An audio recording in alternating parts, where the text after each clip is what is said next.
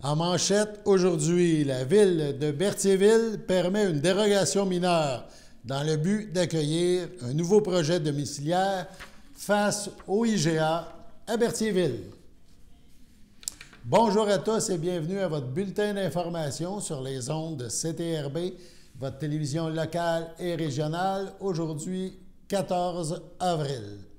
Hier soir, avait lieu à l'Hôtel de Ville une séance extraordinaire des élus de la ville de Berthierville.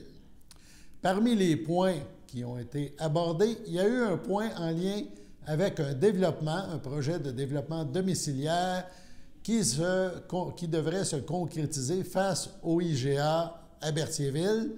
On écoute à ce sujet le maire Dominique Perrault. En H1, demande de dérogation mineure DM-01-2023 concernant le projet résidentiel projeté sur les lots 3 451 197, 3 452 742, 6 404 552 et 4 243 203. Alors, c'est M. Destrand qui nous propose. Considérant la demande de dérogation mineure DM-01-2023 relative au projet résidentiel prévu sur les lots 3 451 197, 3 452 742, 6 404 552 et 4 243 203 est localisé dans la zone 1-R-36. Considérant que la demande vise à rendre conforme au règlement de zonage numéro 748 et au règlement de lotissement numéro 762, le plan d'aménagement d'ensemble du projet préparé par Développement Zone Verte portant le numéro de dossier 20-7, revision 7, en date du 2 février 2023. Considérant que la demande de dérogation mineure vise plus précisément de réduire à 63,34 mètres les centres des deux intersections des rues projetées donnant sur l'avenue Gabriel-Brussette, alors que l'article 6.6 du règlement de lotissement numéro 762 exige une distance de 70 mètres. Considérant que la demande vise également à réduire la superficie d'espace libre à 42 de la superficie totale de plancher pour le lot identifié comme étant la parcelle 21 sur le plan d'aménagement d'ensemble, alors que l'article 7.11.2 du règlement de zonage numéro 748 exige une superficie de 50 Considérant que la demande de dérogation mineure fut déposée par le propriétaire des lots mentionnés en date du 20 février 2023, considérant que ces demandes sont déposées suivant une révision du plan d'aménagement afin que les tracés de rue projetés soient alignés avec l'entrée du commerce localisé au 860 avenue Gabriel-Brussette. Considérant que cette révision a également eu pour effet de retirer un immeuble à l'intérieur du projet et de réduire la superficie d'espace libre pour la parcelle du lot 21. Considérant que la superficie d'espace libre respecte les exigences minimales pour tous les autres lots projetés, avec une moyenne par lot projeté de 58 de la superficie totale de plancher. Considérant que la réduction de la distance entre les deux intersections des rues projetées n'aura pas d'incidence sur la sécurité et la fluidité de la circulation. Considérant que le projet d'aménagement est conforme à toutes les normes du règlement de zonage numéro 748 et du règlement de lotissement numéro 762 de la ville de Berthierville, en conséquence, en considérant la recommandation unanime du comité consultatif d'urbanisme d'accepter de demande de dérogation mineure, en conséquence, je propose d'accepter la demande de dérogation mineure DM-01-2023 et de rendre conforme au règlement de zonage numéro 748 et au règlement de lotissement numéro 762, le plan d'aménagement d'ensemble du projet projeté par le développement zone verte portant le numéro de dossier 20-7-revision 7 daté du 2 février 2023. Merci, c'est appuyé par Je l'appuie. Mme Lebrun, Jeanne Valourette à ma gauche. Favorable. Favorable. Adopté à l'unanimité. C'est le conseiller Sylvain Destrande, qui est responsable du dossier de l'urbanisme, qui a présenté ce projet de dérogation mineure pour un investissement potentiellement fort important à Berthierville. Le 17 mai sera la journée contre l'homophobie et la transphobie. La journée est originaire du Québec. La Fondation Émergence a créé en 2003 cette première journée nationale contre l'homophobie. Depuis, la Fondation Émergence organise une campagne de sensibilisation chaque année. D'autres organismes ont repris cette journée et elle est maintenant célébrée dans de nombreux pays. Pourquoi la date du 17 mai prochain? Le 17 mai se veut une date symbolique pour les personnes homosexuelles. L'homosexualité est retirée de la liste des maladies mentales de l'Organisation mondiale de la santé. Le 17 mai, c'était en 1990. En lien avec cette journée, la ville de Berthierville a adopté une résolution et permettra à la Maison des jeunes de Berthier et de Saint-Barthélemy de souligner cet événement. On regarde un extrait de l'Assemblée des élus, l'Assemblée extraordinaire. H8, Maison des jeunes de Berthier et de Saint-Barthélemy, donation. Alors, M. Lahaye.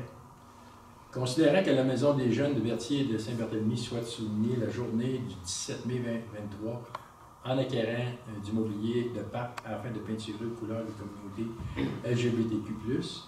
En conséquence, je propose de déposer à titre gratuit une table de pique-nique en bois en faveur de la Maison des jeunes de Berthier et de Saint-Barthélemy pour le projet permettant de souligner la journée du 17 mai 2023. Merci. C'est appuyé par. Et puis? M. Franière, je rappelle au vote à la droite. Favorable. Adopté à l'unanimité. H10, Fondation Émergence, Journée internationale contre l'homophobie et la transphobie. Donc, Mme Fontaine. Considérant que la Charte québécoise des droits et libertés de la personne reconnaît qu'aucune discrimination ne peut être exercée sur la base de l'orientation sexuelle, de l'identité de genre ou de l'expression de genre. Considérant que le Québec est une société ouverte à toutes et à tous, y compris aux personnes lesbiennes, gays, bisexuelles et trans, LGBTQ+, et à toute autre personne se reconnaissant dans la diversité sexuelle et la pluralité des identités et des expressions de genre. Considérant que malgré les récents efforts pour une meilleure inclusion des personnes LGBT, l'homophobie et la transphobie demeurent présentes dans la société. Considérant que le 17 mai est la Journée internationale contre l'homophobie et la transphobie et que celle-ci est célébrée de fait dans de nombreux pays et qu'elle résulte d'une initiative québécoise portée par la Fondation Émergence dès 2003. Considérant qu'il y a lieu d'appuyer les efforts de la Fondation Émergence dans la tenue de cette journée. En conséquence, je propose de proclamer le 17 mai 2023 Journée internationale contre l'homophobie et la transphobie et de souligner cette journée en tant que telle. Merci. C'est appuyé par. Et puis? M. Franière, j'en appelle au vote à la gauche. Favorable. À la droite. Favorable. Adopté à l'unanimité. Ce dernier projet a été présenté par la conseillère Isabelle Fontaine. On vous rappelle que vous pouvez visionner la soirée d'information qui s'est déroulée cette semaine concernant la mise aux normes de l'Aréna Joanie Rochette. Vous pouvez le visionner sur les ondes de CTRB tous les jours à compter de 14 heures.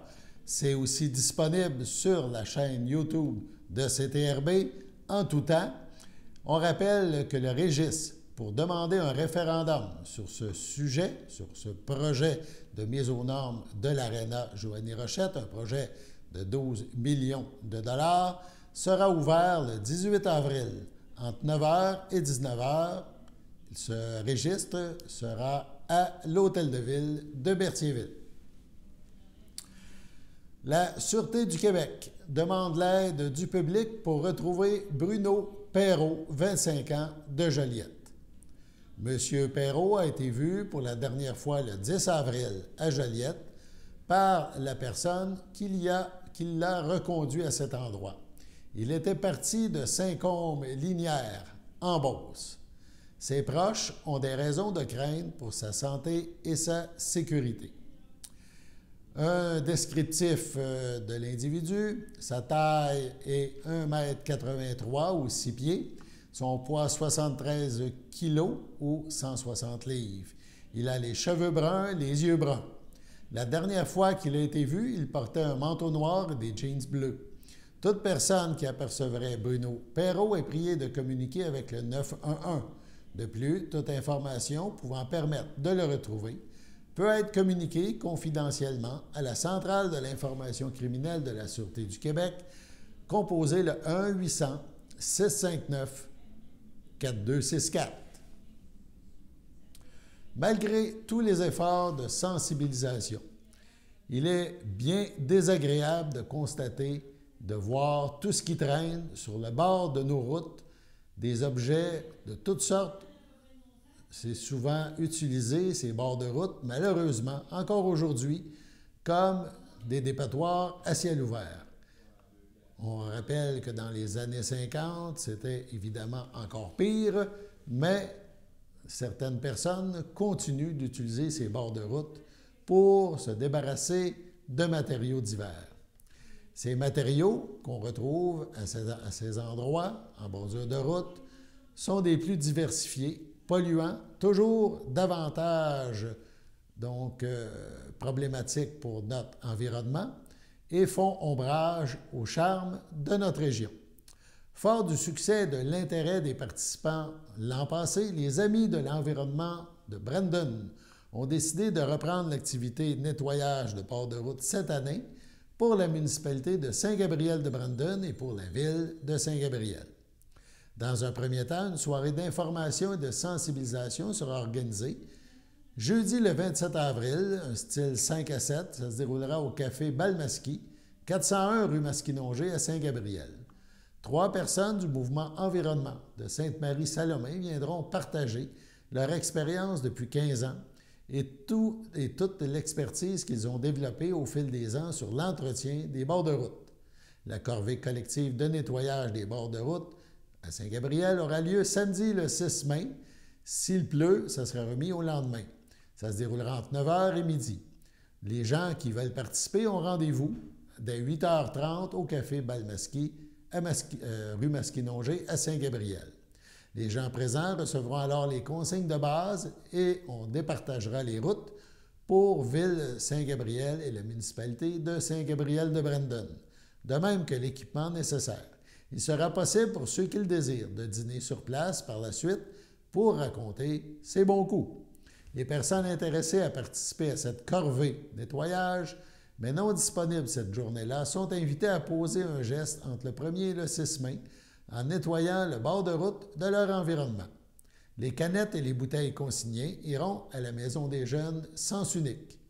Le projet est réalisé grâce à la collaboration de plusieurs partenaires, dont le marché Brandon, la coop Balmasquie, la Maison des Jeunes Sens Unique, Ville Saint-Gabriel et la municipalité de Saint-Gabriel de Brandon, ainsi que la Chambre de commerce de Brandon et de nombreux autres organismes qui ont accepté de faire la promotion de l'événement dans leurs réseaux sociaux. Dans le but de faciliter l'organisation, on vous remercie, gens qui participent, de vous inscrire à l'avance pour la soirée d'information d'ici le 26 avril ou pour la corvée collective d'ici le 2 mai. Pour ce faire, il faut communiquer avec Luc Ferland, responsable du projet pour les Amis de l'environnement de Brandon, son numéro 450-365-1659, 450-365-1659. Donc, vous voulez donner un coup de pouce à votre environnement dans le coin de Brandon, vous êtes les bienvenus. Donc, on vous invite à partager cette bonne nouvelle. Sur ce, allons à la pause. Chers téléspectateurs, vous êtes cordialement invités le samedi matin dès 9h30 à notre bingo télédiffusé de nos studios de Berthierville. Depuis plusieurs années, nos adeptes de la télévision régionale se sont divisés un montant de 600 $, disponible chaque semaine lors de notre joute de bingo à CTRP. Un amical animateur et ses joyeux compères, dont un technicien et deux bénévoles, partagent tour à tour cette émission dans le but de vous agrémenter durant 60 minutes. Un moment de plaisir qui pourrait s'avérer payant pour vous. Vous pouvez donc vous procurer les cartes de jeu chez les dépositaires participants et j'ai nommé à Berthierville, le dépanneur Formule 1 et le garage Pétroté sur la rue Gilles Villeneuve, le marché IGA Extra sur la rue Gabrielle Brissette, le marché Métro sur la rue Notre-Dame et la pharmacie Proxime sur la rue Frontenac. À Saint-Ignace-de-Loyola, le dépanneur Esso sur la rue de la Traverse et le marché Aldo sur le rang Saint-Michel. C'est donc un rendez-vous hebdomadaire chaque samedi matin dès 9h30 sur les ondes de CTRB, votre télévision régionale et communautaire, maintenant en haute définition. On vous attend donc en grand nombre et toute l'équipe vous souhaite bonne chance. Si vous voulez participer aux activités offertes au groupe d'entraide en santé mentale Berthier-Lavaltrie L'Envol, plusieurs options de transport gratuits vous sont offertes. Le covoiturage, le transport avec un bénévole du CABA ou le transport adapté. Le territoire desservi, Berthier, Saint-Cuthbert, Saint-Norbert, Sainte-Élisabeth, Les Îles, Sainte-Geneviève, Lavaltrie, Lanoraie et Saint-Barthélemy. Contactez-nous pour plus d'informations.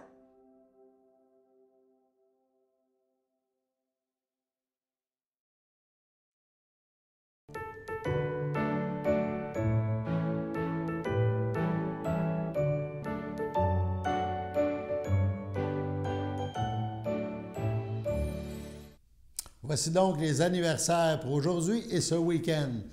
Aujourd'hui, 14 avril, les filles d'Isabelle de Berthier souhaitent bonne fête à Francine Carpentier. Demain, 15 avril, la FADOC de l'île du Pas souhaite un heureux anniversaire à Linda Dufour et à Jocelyn Miro. 16 avril, dimanche, la FADOC de l'île du Pas souhaite bonne fête à Huguette Courchaine, à Hélène Sylvestre et à Mario Carpentier. C'est votre anniversaire aujourd'hui ou ce week-end. Toute l'équipe de CTRB se joint à moi et vous souhaite bonne fête.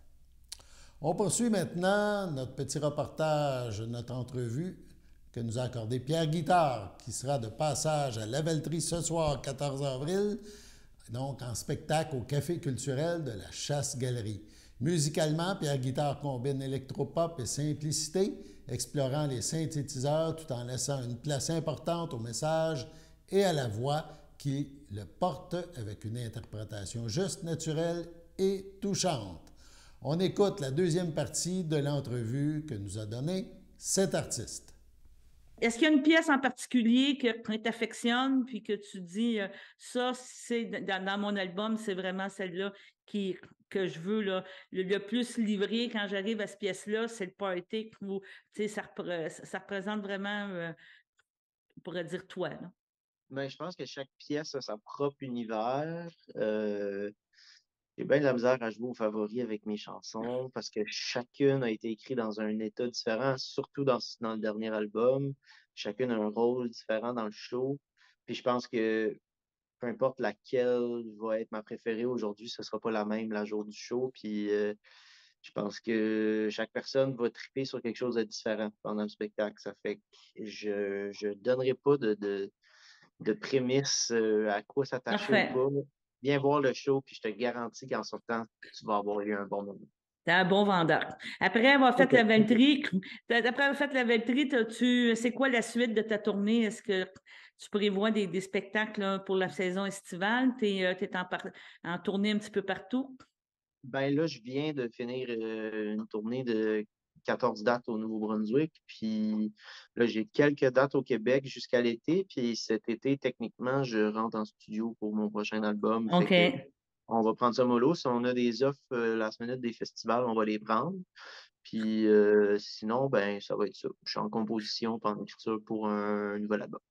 Cette écriture-là te vient naturellement ou tu dois te concentrer justement? C'était ça ma prochaine question, prochain projet, mais tu dois te concentrer, tu restes chez vous, tu t'écris, tu recommences ou c'est au fil justement de tes tournées, de tes sorties que tu te prends des petites notes? C'est quoi ton processus? Pas le genre de gars qui prend des notes en général parce que j'écris beaucoup à partir de ce qui vient de l'intérieur de moi. Fait que je suis pas un grand observateur du monde autour. Sauf que quelqu'un m'a dit à un moment donné que plus tu es personnel, plus tu es universel parce que personne n'est unique, puis tout le monde vit des choses similaires. Puis quand toi, tu vis quelque chose, il y a 1 million de personnes qui vivent la même affaire en même temps. Fait que je pense qu'en me concentrant sur ce que moi je vis, je réussis à toucher tous ceux qui vivent la même chose que moi en même temps. Okay. Fait que non, je suis pas un grand observateur. Je prends pas bien des notes, puis ça vient naturellement, mais pas tout le temps. C'est là, en ce moment, tu vois, je fais plus, je me lève le matin, je vais devant l'ordi, je compose des musiques, je vois s'il y a un texte qui vient là-dessus. Fait que des fois, ça vient comme une espèce de bénédiction du ciel, une chanson qui te tombe sur la tête, tu l'écris en 2 minutes, puis des fois, ça prend une semaine et demie à travailler sur la même tune, à la peaufiner pour arriver à quelque chose dont tu es content. Fait que il n'y a pas une méthode, je te dirais, là, c'est tant qu'il y a une tune à la fin, là, le chemin, c'est pas important. Donc, on peut prévoir que ton prochain album, tu me disais, ça risque d'être dans un autre style. Tu prévois ça, sortir ça à l'automne, quoi? C'est quoi on pourrait dire ta programmation, ton deadline par rapport à ça? Ben, tu vois, là, on n'a pas de deadline par rapport à la sortie. Je vais me donner des deadlines par rapport au studio juste pour garder une espèce d'urgence là, de travail. Mais après, pour la sortie, c'est important de bien préparer les choses, de mettre à table, de faire la promo comme il faut d'avance, de faire les relations de presse, puis etc. Fait que je suis pas vraiment pressé pour une sortie, mais je suis pressé pour une création pour qu'on ait le plus de temps possible à préparer le terrain pour que le prochain album arrive et qu'il puisse se déposer sur un beau nuage qui nous attend. Donc, tu aimes ça être en studio, tu aimes ça créer. C'est ça qu'on comprend. Tu aimes ça faire cette étape-là. Là, c'est douloureux, oui, puis non. Là. Ça, on pourrait dire d'une certaine façon, tu prends une semaine, des fois 2 jours, 3 jours, puis après ça, tu fais un tri. C'est un petit peu ça, là, ton processus. Il y a des journées où je veux m'arracher les cheveux, puis il y a des journées où je finis la journée puis je n'ai jamais été aussi heureux de ma vie. Ça fait que c'est une montagne russe, je te dirais. Okay. Tu risques de tester en terminant une de tes compositions que tu essayes là dans ton show? Faut que tu s'attendes des fois, tu te dis, bon, je vais voir comment ça sort, comment je la vis, ou tu gardes vraiment toute cette production-là pour une prochaine album?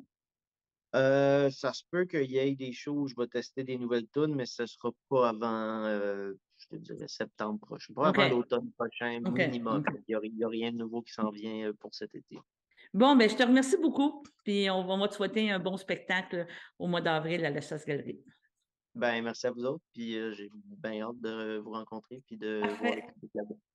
OK, ben je te remercie, Pierre. Merci. Ça fait plaisir. Bonne journée. Bye. Sur ce, allons à la pause. Mon nom est Annick Sténault, je suis intervenante père aidante à l'Envol depuis bientôt 9 ans. J'anime des ateliers de groupe, j'anime des ateliers rétablissement. J'anime les activités aussi. On offre des activités de conditionnement physique, de marche, du bingo, des jeux de société, des cafés-causeries, des ateliers rétablissement, des formations avec des conférenciers. Les activités sont choisies par et pour les membres. Il y a une réunion qui se fait à chaque mois. Les membres s'assoient entre eux puis ils décident quel type d'activité est-ce qu'ils veulent avoir à l'horaire. Le calendrier est fait aux 2 mois, il est flexible, donc une nouvelle personne qui se joint à la ressource peut contribuer à mettre une des activités qu'il aimerait faire. Contactez-nous pour plus d'informations.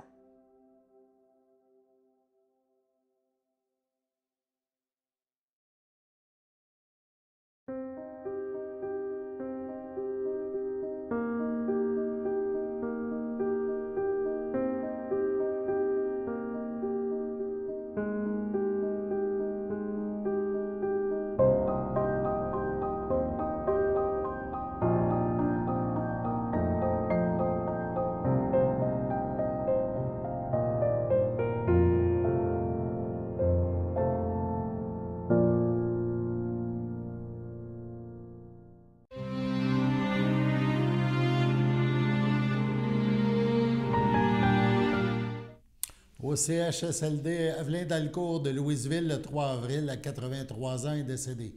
M. Denis Massé, époux de Mme Lorraine Bellemare, fils de feu Chrysologue Massé et de feu Marie-Jeanne Rinfray.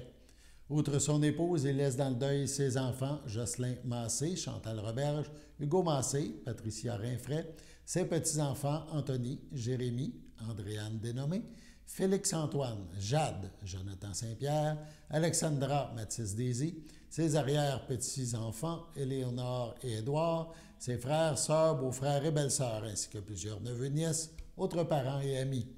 La famille vous accueillera dimanche 23 avril dès 11h au complexe funéraire Efterio, 741 Notre-Dame à Berthierville. Suivra la liturgie à la chapelle du complexe à 14h30. M. Denis Massé sera inhumé au cimetière de Saint-Barthélemy.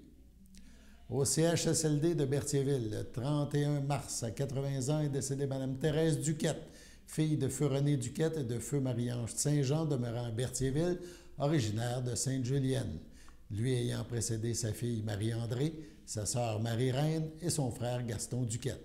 Elle laisse dans le deuil ses enfants, Doris, Isabelle, Jean-Pierre, Dominique et Yann Perrault. Ses petits-enfants, Audrey, Ève, Carl, Élie, Marie, Charlie, Laurence, Millard, Willy, Louisiane.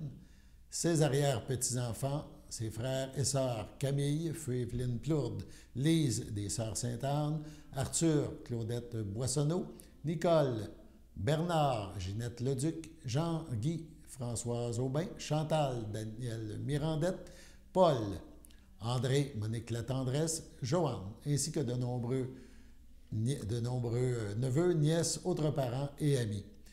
Vos témoignages de sympathie peuvent se traduire par des dons à la Fondation pour la santé du Nord de la Naudière.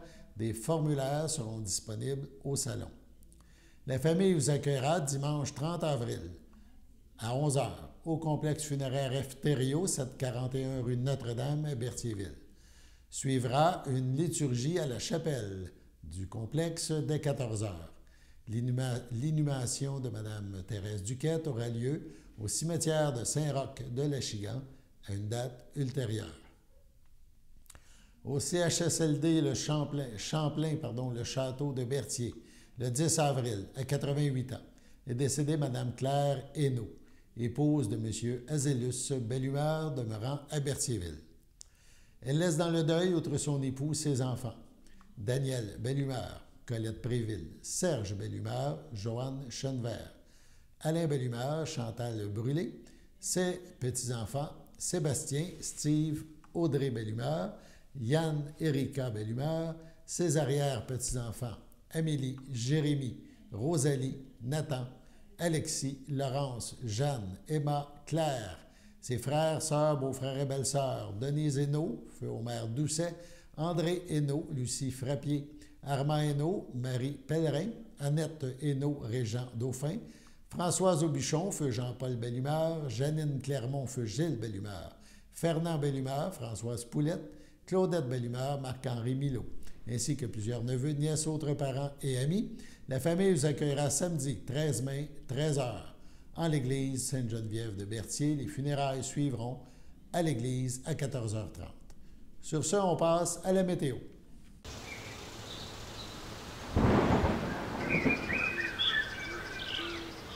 Bienvenue à votre météo de cette fin de semaine. Aujourd'hui, vendredi après-midi, ce sera un temps dégagé, une température de 13, un temps ressenti de 9.